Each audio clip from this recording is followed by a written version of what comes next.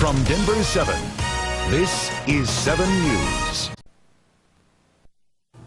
Welcome back to 7 News this Saturday. Whether you're an occasional athlete or play a sport on a regular basis, strength training and conditioning are very important. And joining us this morning is Krall with the National Strength and Conditioning Association to tell us more about this and what we need to do to make sure so we don't get injured in the process, right? Thanks for being here. Happy New Year. Thank you. Thanks for having us. Okay, so talk about some of the things that we need to do when it comes to conditioning. Well, with strength and conditioning, it's really important to have a solid foundation.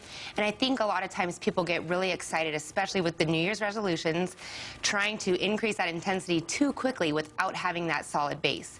So it's really important to know your research a little bit or get involved with somebody who does, like a strength and conditioning professional. Okay, so what are some of the injuries that people can come across or run into if they're not careful? Well, typically it's going to be around the joints. Okay. So if we're overloading the muscles too quickly and the joints aren't prepared, those are going to be the sites of injury. So making sure that you're building up a solid foundation as far as quad strength, glute strength, anything on the backside, hamstrings, low back, abdominal muscles, shoulders, those type of things are going to be really need to focus on.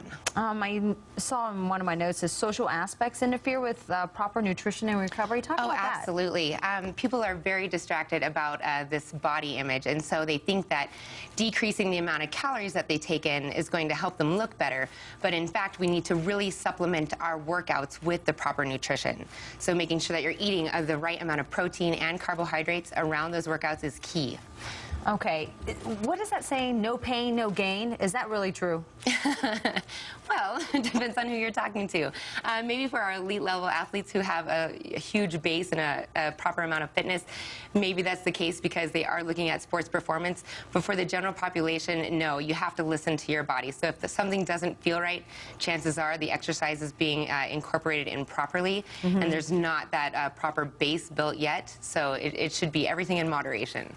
See, so maybe a little bit of pain is okay, but not obviously in the wrong places we're talking about here. And you're also talking about a good balance is very important, right, when it comes to balancing training with your life just in general, because it can be hard to fit in exercise time. It's really difficult, and I think a misconception is it takes a lot of time every single day in order to achieve that quality of fitness that you're looking for, but it can be done in as little as 20 to 30 minutes as long as the intensity fits the exercise. Okay, so for those who have made losing weight or exercising, living healthier, living better as a New Year's resolution, what is the one thing they can do starting this morning?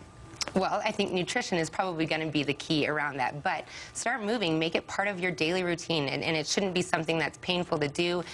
So find an activity that you really enjoy.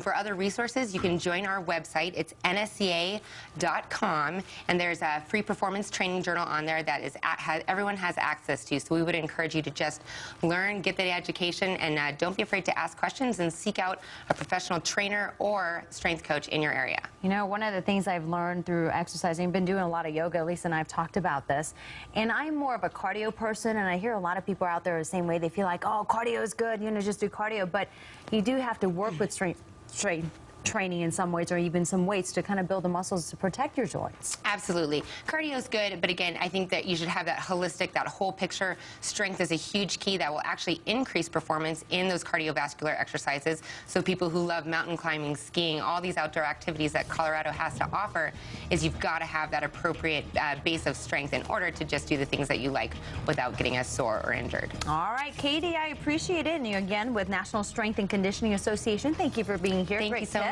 For more information, log on to thedenverchannel.com and click on the big red TV button. We will be right back. Call 7 investigators, asking the tough questions.